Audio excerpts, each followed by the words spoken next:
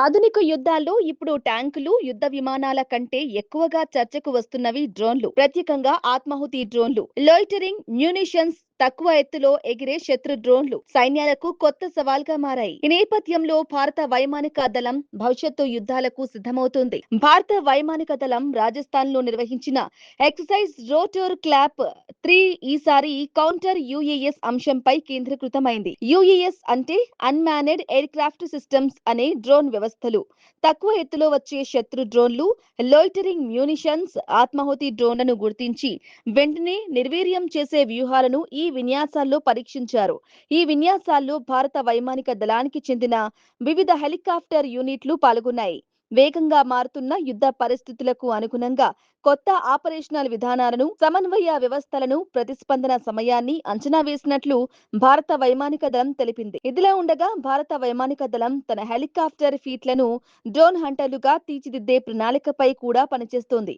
దీనికోసం ప్రత్యేక మైక్రో మిసైళ్లు, ఏఐ ఆధారిత టార్గెట్ రికగ్నిషన్ రాడార్లు, ఎలక్ట్రానిక్ వార్ఫేర్ ఫార్ట్స్ అమర్చే అవకాశాలను పరిశీలిస్తోంది. దీంతో చిన్న డ్రోన్లను గుర్తించడం, వాటి సమాచారాన్ని విశ్లేషించడం, అవసరమైతే గాల్లోనే నిర్వీర్యం చేయడం మరింత వేగంగా సాధ్యమవుతుందని భావిస్తున్నారు. ఇటీవలి అంతర్జాతీయ ఘర్షణలు, ప్రత్యేకంగా డ్రోన్ల విస్తృత వినియోగం సైనిక వ్యూహాలను పూర్తిగా మార్చేశాయి.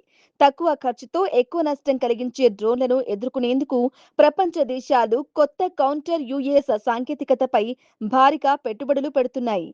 భారత్ కూడా అదే దిశగా అడుగులు వేస్తుంది. రక్షణ నిపుణుల అభిప్రాయం ప్రకారం భవిష్యత్తు యుద్ధాల్లో డ్రోన్లను గుర్తించే సామర్థ్యం మాత్రమే కాదు, వాటిని కొన్ని క్షణాల్లో నిర్వీర్యం చేసే సాంకేతికతే విజయం నిర్ణయించే అంశంగా మారనుంది. అందుకే భారత వైమానిక దళం స్వదేశీ సాంకేతికతతో పాటు కృత్రిమ మేధస్సు ఆధారిత రక్షణ వ్యవస్థలకు ప్రాధాన్యం ఇస్తుంది.